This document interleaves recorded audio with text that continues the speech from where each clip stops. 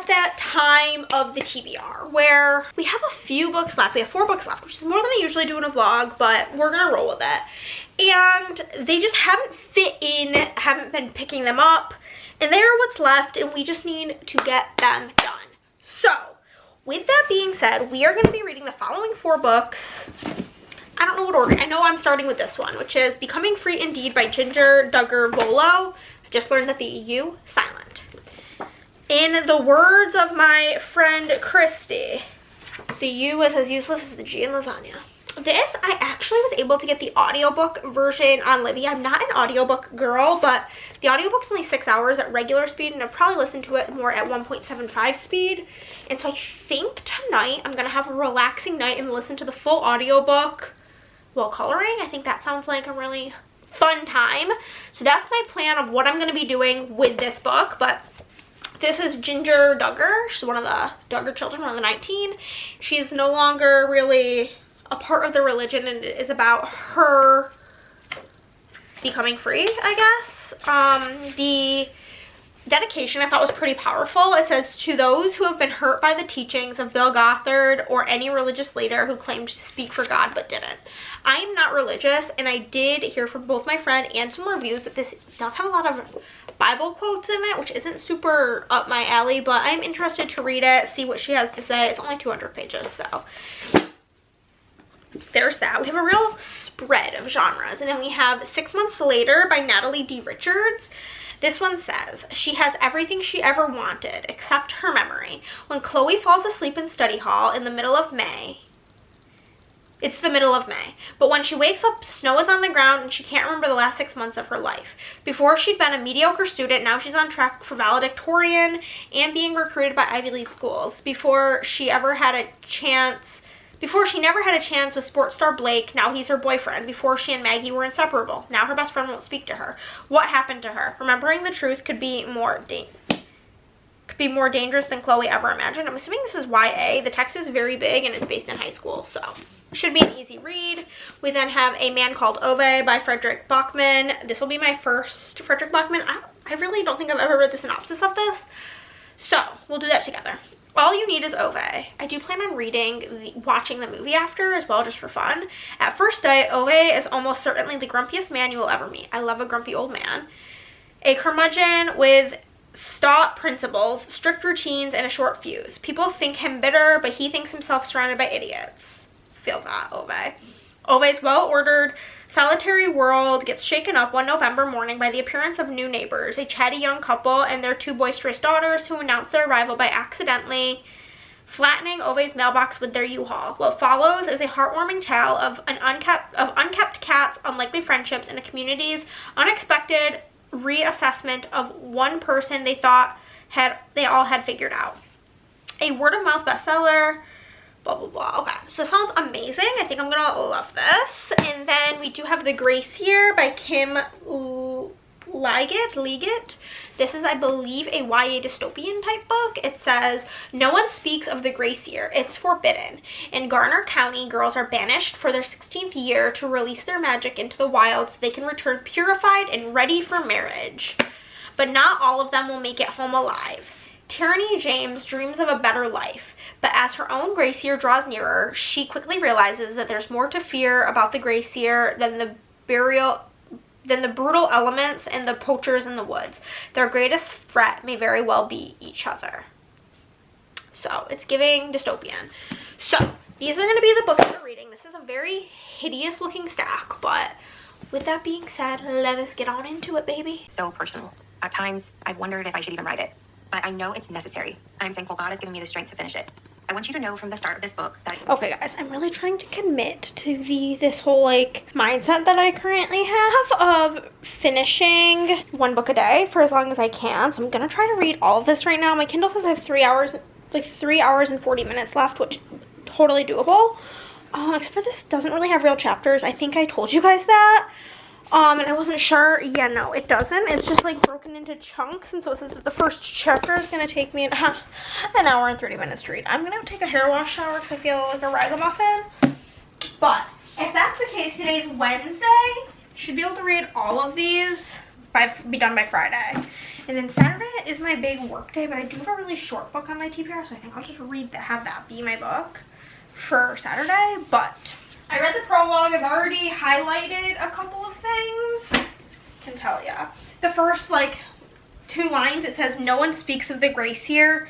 It's forbidden." Loved that. Then the last chunk, it says, "I used to think that was my magic, having the power to see things others couldn't, things they didn't even want to admit to themselves. But all you have to do is open your eyes. My eyes are wide open." But I think this is actually really pretty. So we're gonna get into the autumn. And basically what I know so far is that in Garner County, wherever this is, girls on their 16th year, like their 16th birthday, they're released, they are banished to release their magic into the world so they can be purified and ready for magic or marriage.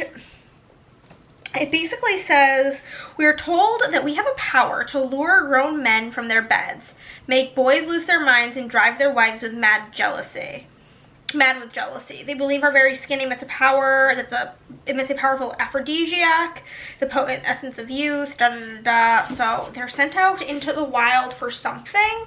It says not all of them will make it home alive. And our main character, though isn't allowed to speak about the grace here, she questions a lot of things and is looking for answers. So I have a feeling this is gonna suck me right on in, and I am excited after my shower to hunker down with her. I am 42% of the way through this. I just finished part 1, Autumn, and I just got to part 2, which is called Winter. Okay, I found it. Here we are. We're 42% of the way into the book, about 171 pages. I am reading this so slow. I still have 3 hours left, so I think I'm already going to fail my challenge of reading a book a day because it's already 10 o'clock. I count the day as like until I go to sleep. I mean, there's still a chance, but I feel like this book is quite dense. So we have our main character, Tyranny, and in this place, Garner County, when girls turn 16, they all have to start tying a red ribbon in their hair, and there is the veiling day, where basically they wear their red ribbon and they dress all nice, and then in this society, there's way more girls than boys. I think there's like 33 girls and only like 12 boys or something, and they basically pick who they want to marry, and then they come in and gift them a vow, and our main character, Tyranny, does not want to become a wife. She thinks that's like basically a prison sentence. So we go through that whole process, and then all of the girls, the veiled and the unveiled, have to walk for like days and days and days until they get to this kind of like fenced in little community where they're gonna live for the next year to get rid of their magic. I can't tell if it's all like in their heads that they have magic or if they do have magic. That part is still kind of confusing to me, but Tyranny does not believe in this magic thing. She thinks that everybody is just kind of nuts. We have a lot of characters. We have Gertrude, who they call Gertie, who she's kind of formed somewhat of a friendship with, and then there's Kirsten, and we hate that bitch. So I don't want to say too much because I don't want to like spoil any sort of reveal that has happened, but they are required to always wear their hair in a braid, and somebody's braid just got ripped off their head and that makes me want to throw up. But there's like poachers all in the forest, so if they try to leave, they'll just get murdered, and there's nobody to really govern them in this little community, so they're starting to turn on each other and like dole out their own punishments.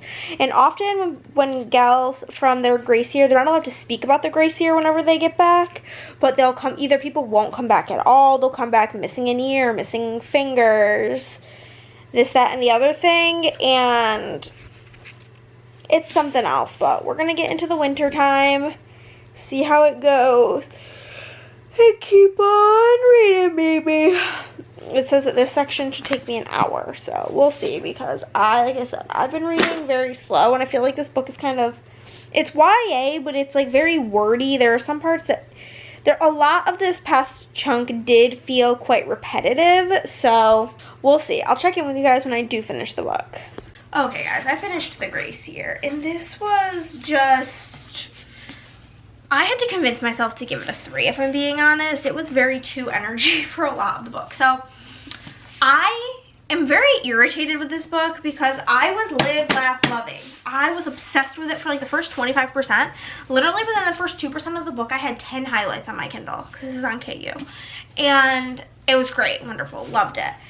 And then it just became so repetitive and boring, and it was just like, basically the girls go into their grace year and they're brought into like this secluded place where they have to like live for the next year. They start turning on each other, and it's just like day in and day out of tyranny, doing the same shit day in and day out, day in and day out, day in and day out for like probably 300 pages. And then I really liked the ending, so I did settle on 3 stars with this one. I would say, the thing is I don't really recommend it. It's a 3-star because I really liked the beginning and the ending, but like the middle was a real slog for me. But with that being said, I've decided that we are going to jump into A Man Called Ove next, because I have a feeling this may be a 5-star read, and I feel like I've had very mediocre reads so far this month. I've read a lot of books. It's the 6th, and this is my 6th book. So I'm like flying through books, but none of them are really that stellar. And this is quite a short book, I believe. Yeah, it's just barely 300 pages. I love the chapter headers. I did read chapter 1. They're really cute. They have like little drawings. Like there's that one. There's like a thunderstorm cloud there. It's like a light bulb. So I think that's cute. But I'm gonna read this today. Probably I should be able to read the whole thing. It's 1 o'clock and I have no plans today. So reading a 300-page book shouldn't be too difficult. I do find that literary fiction is a genre that I read quite slow though. So let's get into it. I am 30-ish % of the way through A Man Called Ove. I'm about 100 pages in, and I failed my challenge of reading a book a day with this book.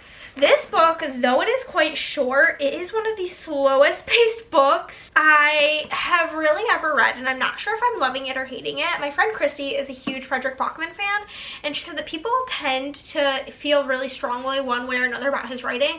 I don't love a book written in third point of view. I don't love it. I feel like it takes me a lot longer to A, get into the story, and B, connect to the characters, and this is a very character driven story. In this we have Ove, and I did read some reviews that are like, the fact that Ove is not 80 years old is like bothersome in terms of how they feel about the story, and I do slightly agree. He's like 50, he's like 58 or 59, he's like my dad's age, and he just like feels like a grandpa. But basically you find out quite early on that his wife died, and he's really struggling mentally with life. And we have these chapters that are like flashbacks to when he was a kid, and I do find those to be quite boring. But he lost his job, he feels like he has no purpose, and he's just really kind of going through it. And that's really all that we've got so far. There's been some things that have happened that I don't want to get into because spoilers, but like, this new family moved in next door, the wife's pregnant, and they have 2 young kids, and they keep knocking on his door for help. The other neighbors are asking him for help, and I'm assuming that that's gonna lead down the line of like him discovering that he does have a purpose. But so far it's been just really, really, really, really slow, and I do like actually hate the flashbacks. I think they're just like very boring, if I'm being honest with you. And I'm finding myself having a hard time focusing. I've also read a lot of books in the last few days, so I think that could be part of it. And I've spent like a lot of this week just chilling, and I am not one who does well with a lot of days with nothing like of excitement to do. I feel like I thrive on like getting out of the house and doing something and going for a walk and blah blah blah, and I haven't been doing those things and properly taking care of my brain, so I think I'm just getting a little stir crazy and a little burnt out. But I'm leaving here in about 40 minutes, so I'm gonna try to read a couple of chapters before I leave for my game night, and then maybe depending on what time we get home, read some more. I'm reading it on Cynthia, my Kindle, and I have about 3 hours and 44 minutes left. I don't think I'll finish it today, but maybe. If not, I will definitely finish it tomorrow, and then hopefully read the 6 months later book. on Sunday, and then we can be done with this video and move on from these books, because I'm really craving, which works out because I have about a million little fluffy romances on my TBR, but I'm just craving something quick and fun and cutesy, so, and not dense and hard to read, which this is. So not that it's hard to read, it's just slow to read. It's a very slow paced book, and I read a lot of thrillers and romances, so reading something slower always takes me a minute, and that's just kind of where I am with this. We finished the book, we're watching the movie, and I'll give you thoughts tomorrow. Alright guys, we did it. We finished Ove, we finished him, and I watched A Man Called Otto, and I have thoughts, I have feelings. This book is about a man called Ove. I'm sure you never would have guessed. The title does not give it away, but in this book we have our curmudgeon man, and I ended up giving the book 4 stars. We'll start there, I won't leave you guys hanging. However, it was really hard to give it 4 stars. I struggled to rate this. I wanted to rate it 3 stars for most of the book, and then I did last minute, not last minute, but with like thought, like the ending brought me up to A. But this book is about our guy Ove. In my head, he's like 75, lowest age, but he's actually 59, and that's like my first issue with it, is that I feel like the grumpy old man character is lovable, but a grumpy 50-something-year-old is not that lovable. But in this, we have Ove, and you learn quite early on that his wife has died, and he basically doesn't want to be alive anymore. He wants to join her. And through a series of like his neighbors and coming to visit and needing his help, he finds purpose. And it is a very heartwarming story. However, the story is very, very, very, very character driven. And I found that the writing was really, really, really hard for me to personally connect to. I don't know if this is translated, because the book is based in Sweden and the original movie is Sweden, so I don't know if it is a translated book, and that could be part of the difficulty that I'm having with the writing, is I tend to have a more difficult time with translated books. But it was written in third-person point of view, and I think that is where I struggled. I struggle with that point of view to begin with. I feel like it's so much harder to connect to characters when I'm not in their head, when it's a narrator telling me the story. Ove did this, Ove did that. Ove felt this, Ove felt that. I think I would have been able to more deeply connect to him had it been from like an, I feel like this, I hate this, I like this, I am annoyed, I am sad. I think if it would have felt like it was coming from him, it would have been easier to connect with him. So there's that I found kind of difficult. And then the other thing that I found difficult with the book is I loved all of the chapters that were in like the present point of view of him, with like the new neighbors and the old neighbors, his old friends, this, that, and the other thing.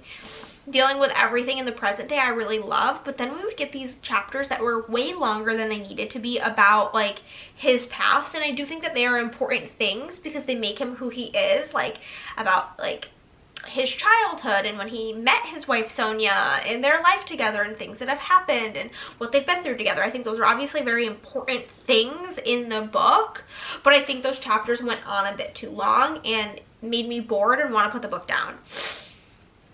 After I finished this, I immediately went on Hulu and watched A Man Called Otto, the Tom Hanks movie, and I never, and I mean never, say this, I think you should just watch the movie. I really do. Like, you get just as much heart and emotion in the movie, and I felt so much more connected to the characters because the story in the movie is told from Ove's point of view. Anytime there's a narration overlay on the film, it is from Ove's point of view instead of a narrator, and I think that helped really connect with him. And additionally, they removed a lot of those flashback scenes in the movie, as well as the ones they kept, they shortened.